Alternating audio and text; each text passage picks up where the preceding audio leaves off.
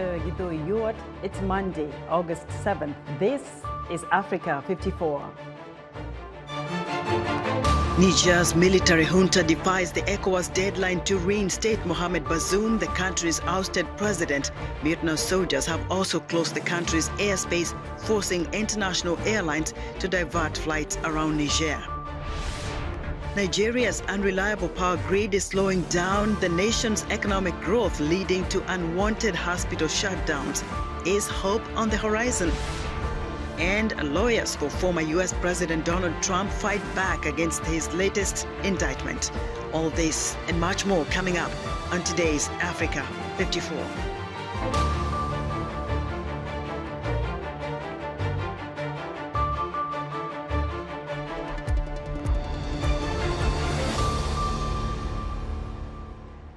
The Economic Community of West African States says its heads of state will meet Thursday to determine its next steps after Niger's military junta defied the ECOWAS deadline to reinstate the country's ousted president. Meanwhile, the mutinous soldiers have closed the nation's airspace.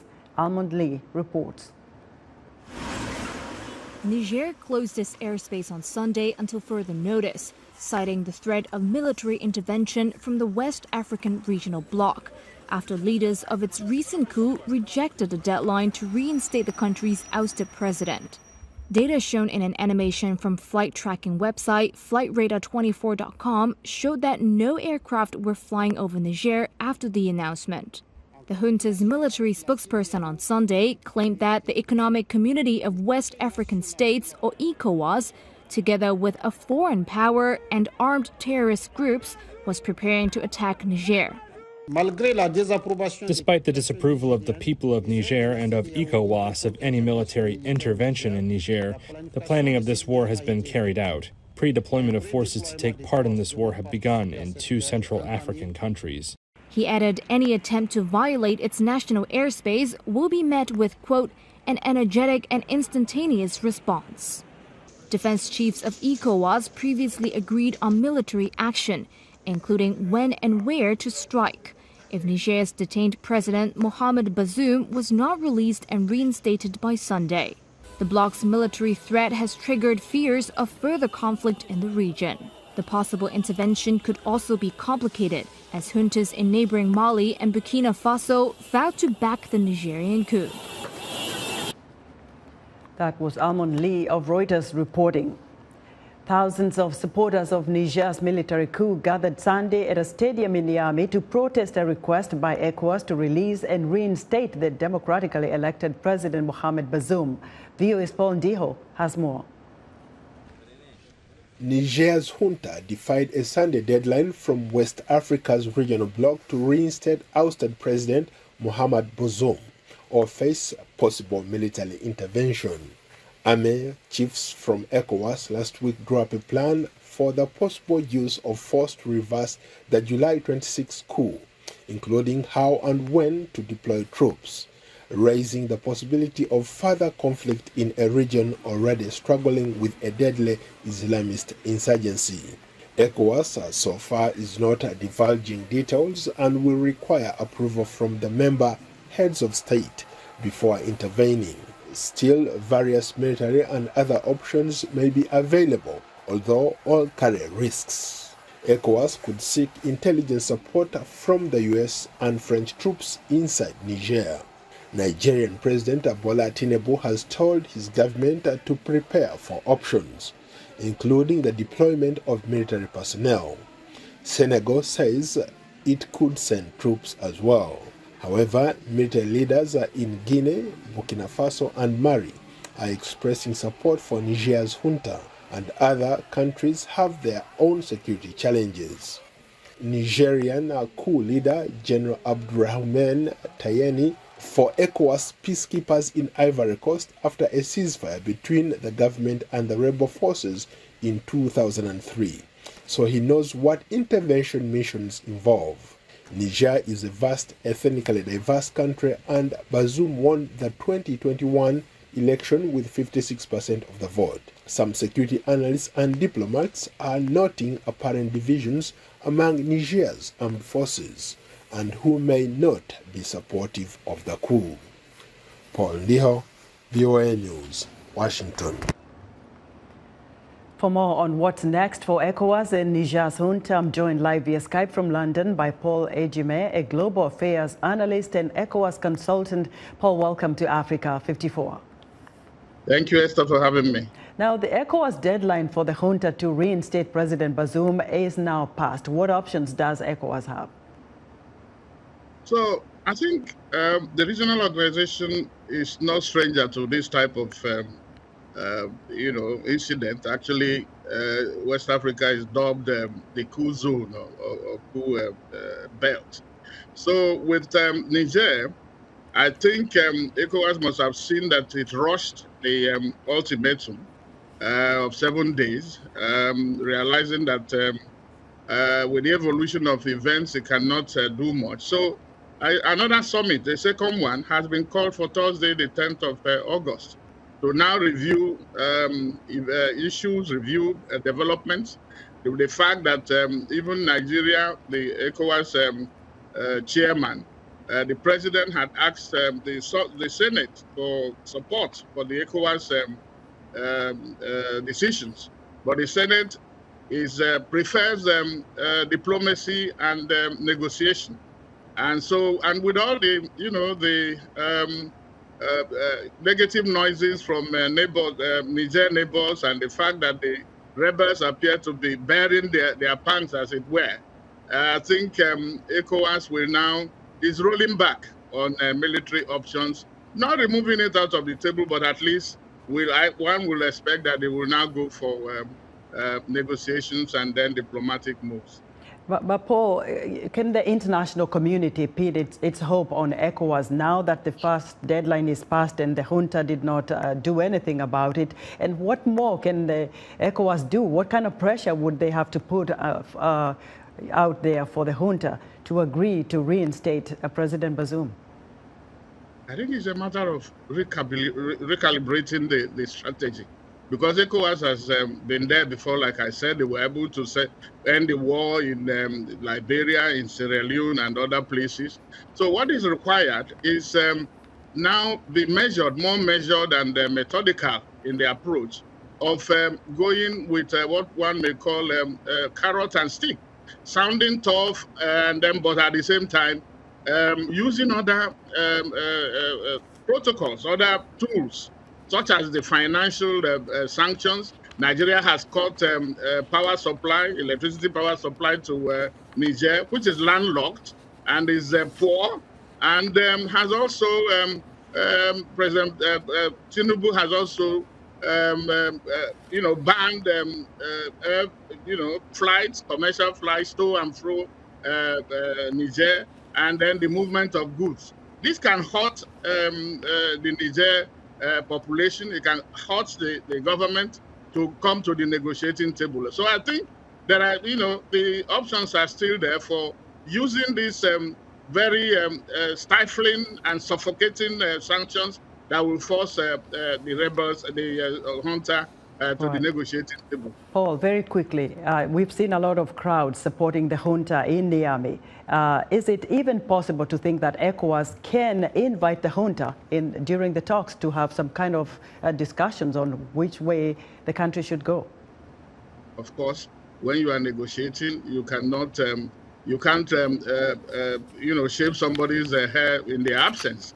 It could be backstopping, it could be secret, but at least you have to engage. I think the Johnson need to be to engage, and then also both sides to negotiate from a position of good faith, be sincere, to know that there is no room for military incursion anymore.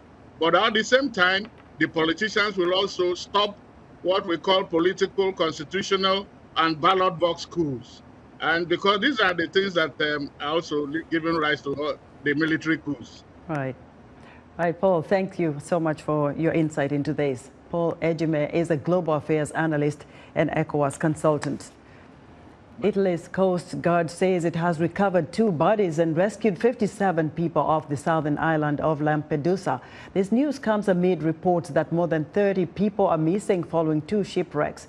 The Answer news agency, citing survivors' accounts, is reporting that 2 migrant boats that had departed from the port of Sfax, a hotspot for Tunisia's migration crisis, had sank Saturday on their way to Europe. More than 2,000 people have arrived in Lampedusa in the last few days after being rescued at sea by Italian patrol boats and NGO groups.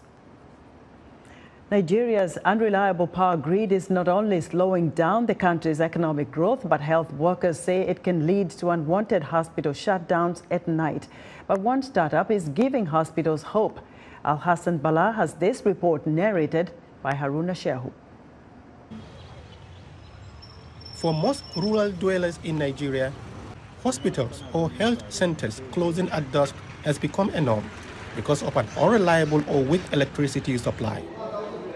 In areas where hospitals must operate at night without electricity, health workers attend to their patients using flashlights or lanterns. This used to be the situation at the primary health care center in Kano, an urban area outside the capital, Abuja. Staff nurse Rose Bawatonga explains. Honestly, we are not finding things easy. It was really a bad situation for people working, especially at night duty. Like in terms of conducting delivery, the nurses don't even agree to do night duty here because there was no light and they are so scared. Tonga said storing medicines like vaccines has been an issue. And it is not just health workers that are impacted by lack of electricity, but also patients in need. Even the women, the pregnant women, they don't even like coming. So sometimes the nurses will be at home. Once they reach here, they will now place a call. Somebody is on label. But things have changed at the Karu Health Center. The hospital now has a 24-hour uninterrupted power supply because of Volsource Energy, a solar power startup. Tonga says it is a big change. You can check around, you will see there's light everywhere and everything is visible. Our vaccines are intact. They are always ready for use and the women are very happy. Engineer Tomiwa Bayo-Ojo is the Chief Executive Officer of Volsource Energy. Founded in 2016, his startup has so far provided solar power to one facility. But Bayo-Ojo says solar power is the right approach for sustainable electricity to healthcare facilities across Nigeria. The power that they require on a daily basis is relatively small. They don't have heavy equipment, so to say.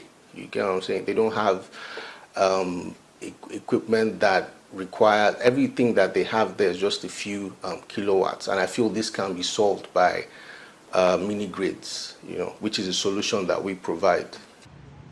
Volsource Energy is just one of many solar initiatives popping up across Nigeria.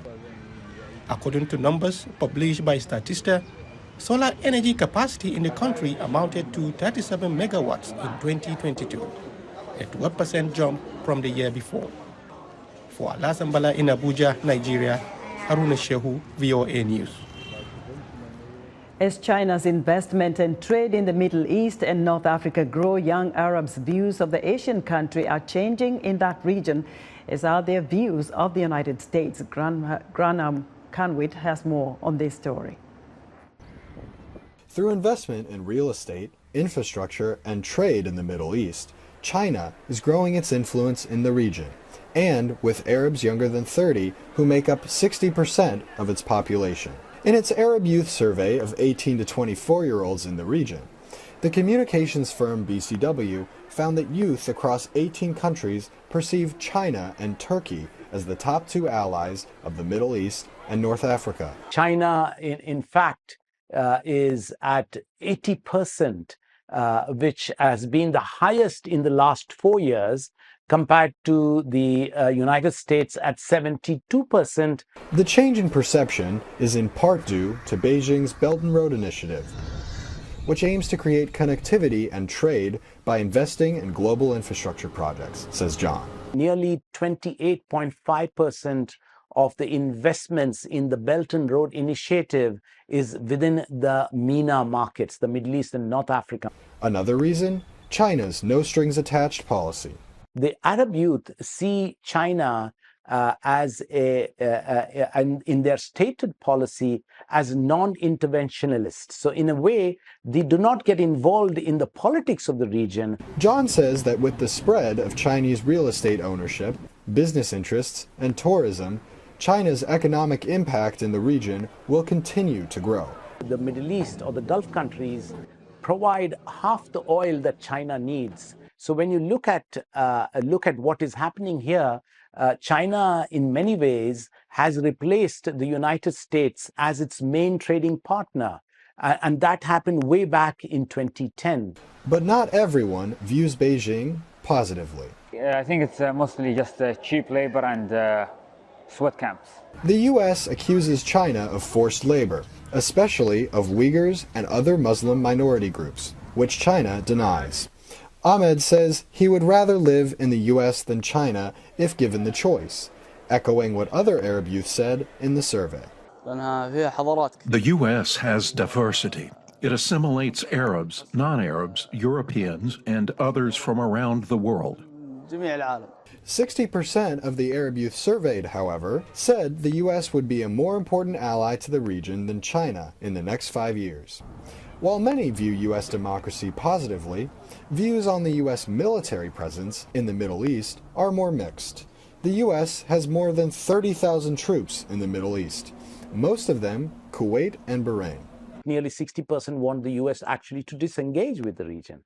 But on the other hand, they also see the United States as a great experiment of democracy, where they see this as an aspirational model for their own country to emulate.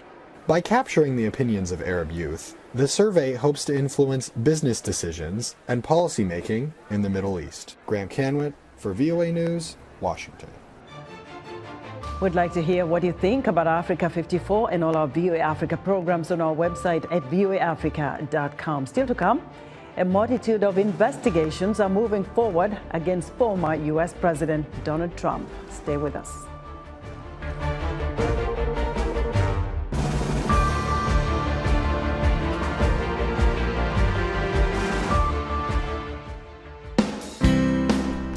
Health, wellness, sport, beauty, medical breakthroughs. Healthy Living cares about your well-being. What are the main health concerns in Africa and around the world? Find out the latest on coronavirus. Connect with our experts and ask them questions. How long does the virus stay? Join me, Lina Khmoudou, in Washington every week on Healthy Living, right here on VOA.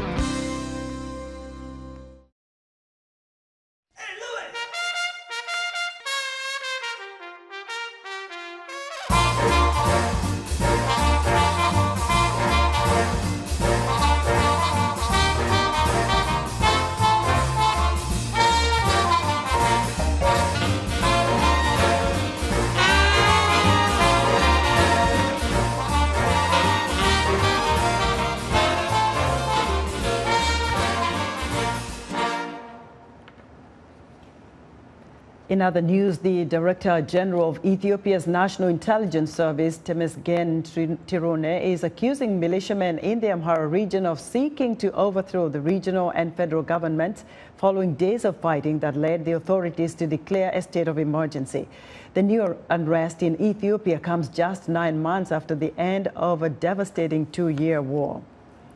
Unbearable heat along the Libya-Tunisia border is making it extremely difficult for the hundreds of migrants arriving daily in Libya after being abandoned in the desert borderland by Tunisian security forces.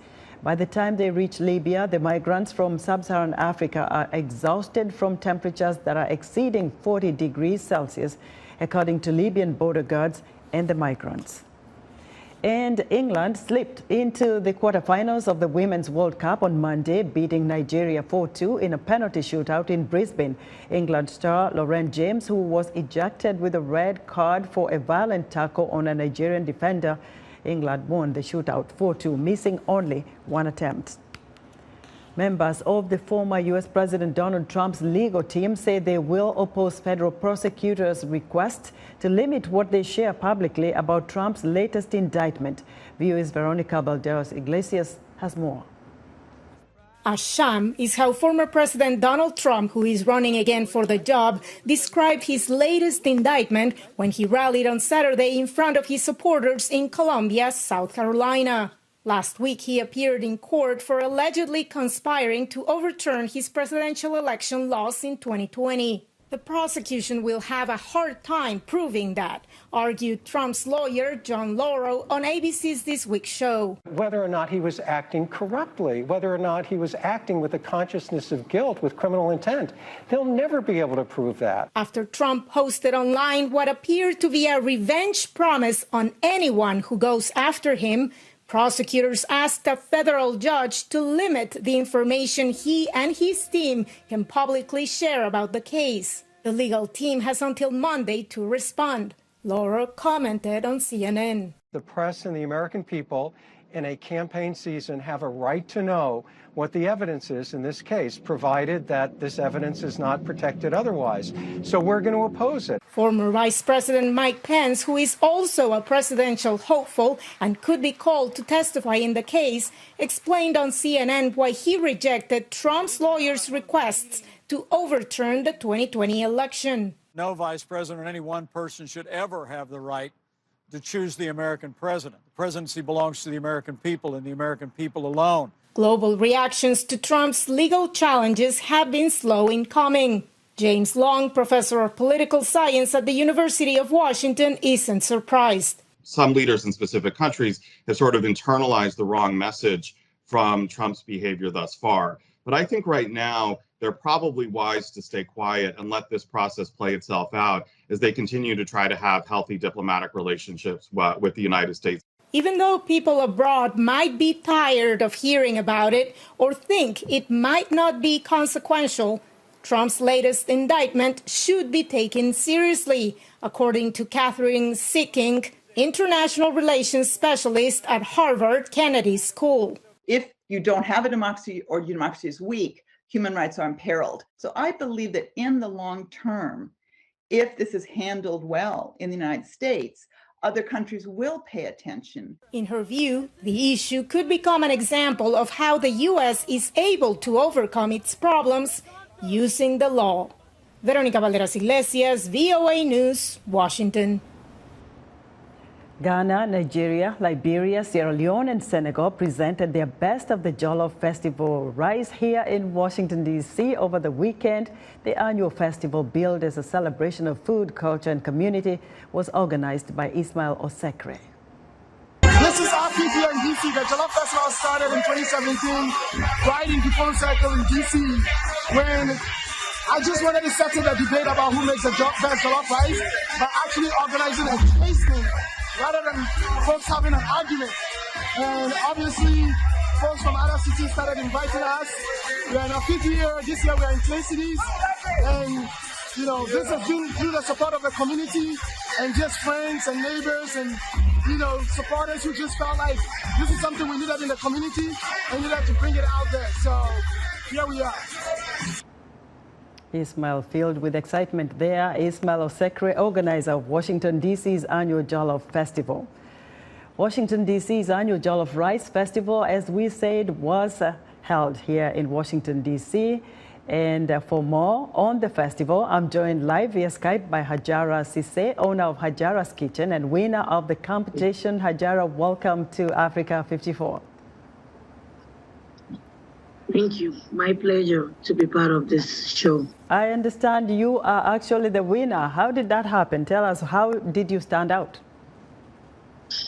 I think it happened because of my dedication,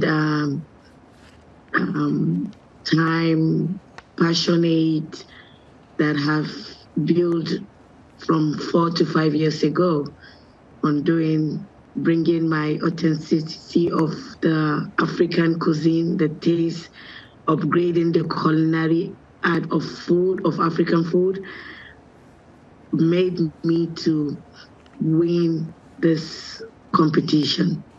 So what was the prize? What did you get? Was it monetary? Are they giving a boost to your kitchen? What happened?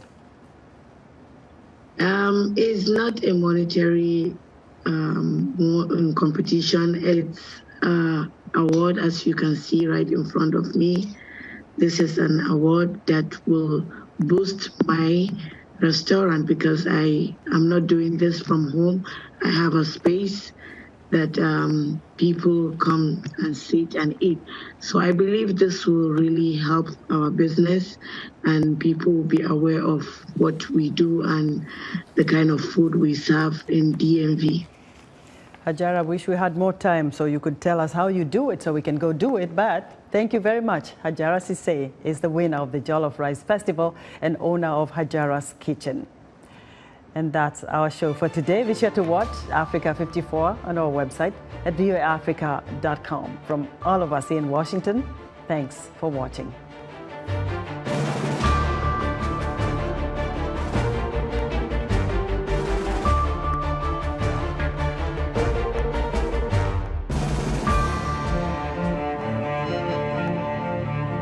Will those in favour of the draft resolution please raise their hands?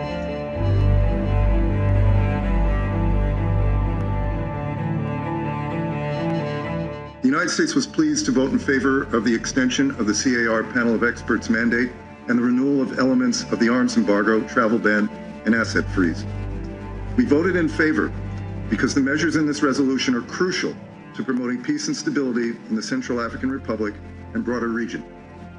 Most importantly, this resolution will help keep dangerous weapons and resources from reaching armed groups.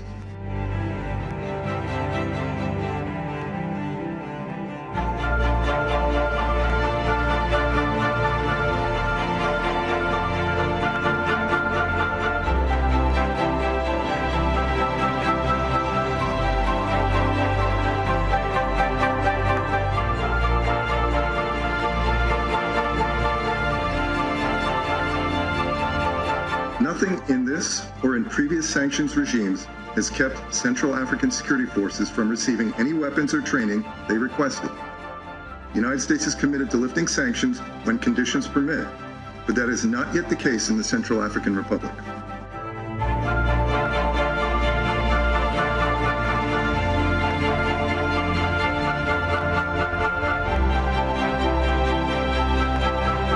Russia remains obligated to notify the committee of all transfers of weapons and resources to its Wagner mercenaries in the Central African Republic.